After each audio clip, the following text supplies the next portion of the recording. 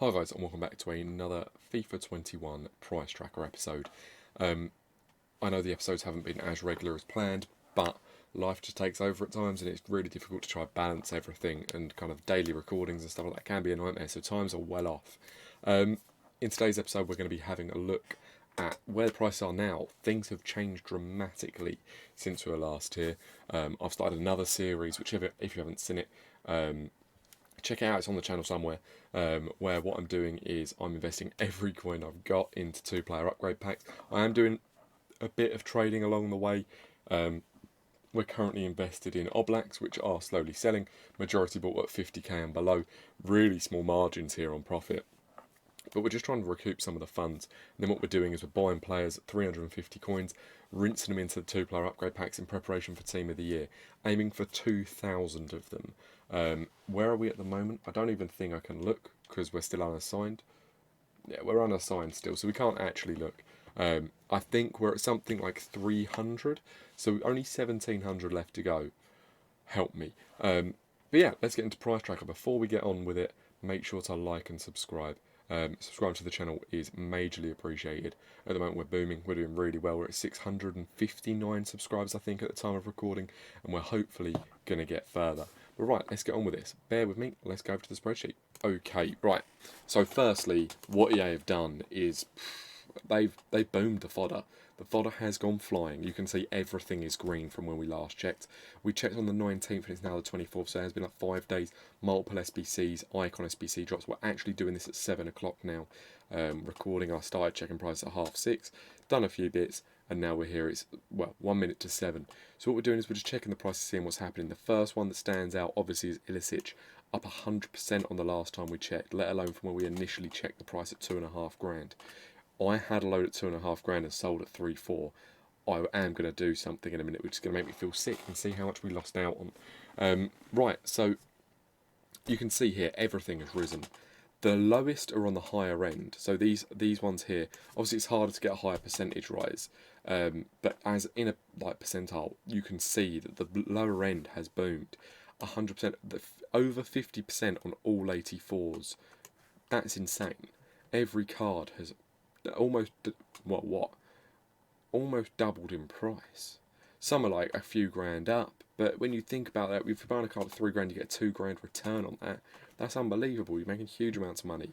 And then as you get further down, certain cards haven't really moved, like 8% here or a 9% increase on Sommer, who was quite a high price anyway for an 86 rated.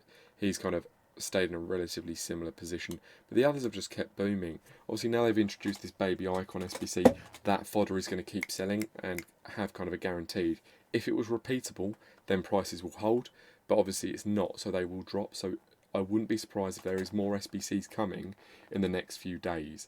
Obviously Black Friday is this week, so with Black Friday hitting, are we going to see increases on this fodder or huge dives? I'd have thought they're going to keep releasing content and repeatable SBCs to keep absorbing the market, and that's what they've done with like this 81 plus. They're cleaning the market out and it's working really well for them. That's kind of where we're at with it at the moment.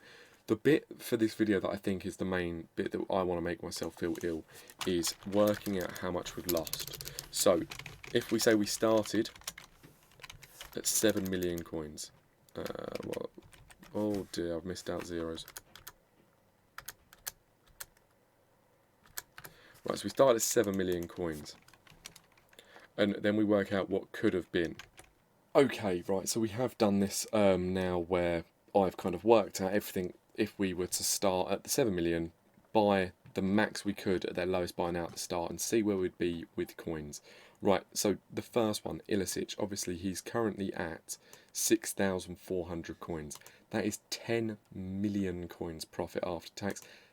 What's that?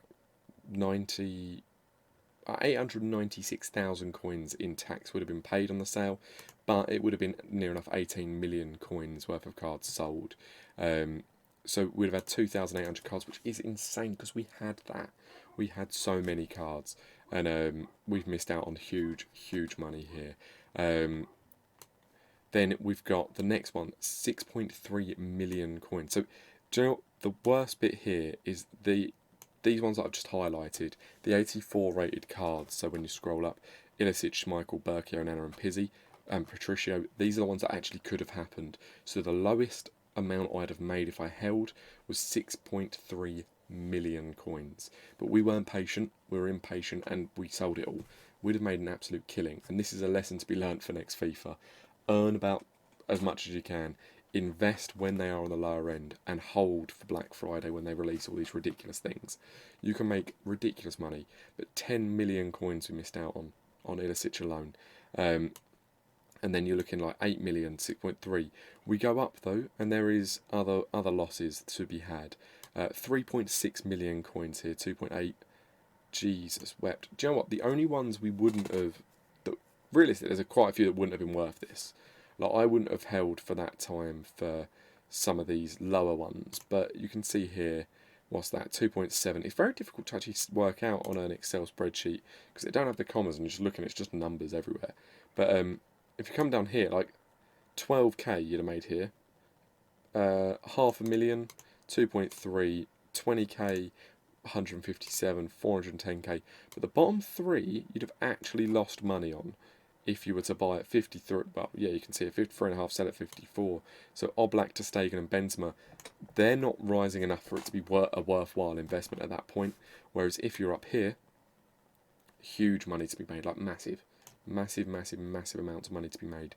I can't get over the 100% return on investment, but we lost out on roughly, if we say between 6 and 10, so if we say 7.5 million coins we lost out on, just because we were impatient, and that is mental.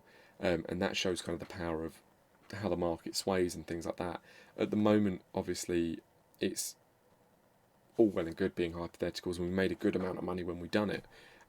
We made a good, well, a bit more than a mil, but we could have made 10 million coins, which is unbelievable.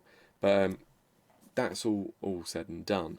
What's next is to work out what happens from here. Obviously, I've checked at 6:30. Content is fresh. Prices have surged due to that. What my plan is actually to record a video later on as well. So I'll upload this one this evening. It might come out a little bit late, but the next one will come out tomorrow morning, I expect, where I'll track the prices again this evening, and we'll go from there. But at the moment, it's booming. The market is really high.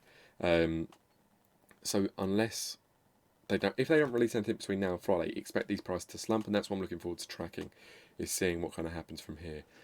It's one where there's not much really to say in these episodes, so I'll always keep them kind of short and sweet. But like I said, we missed out on up to 10 million coins, guys. That hurts. If you liked the video, make sure to subscribe to the channel. I'm going to continue to track prices, and we'll see what happens with the market.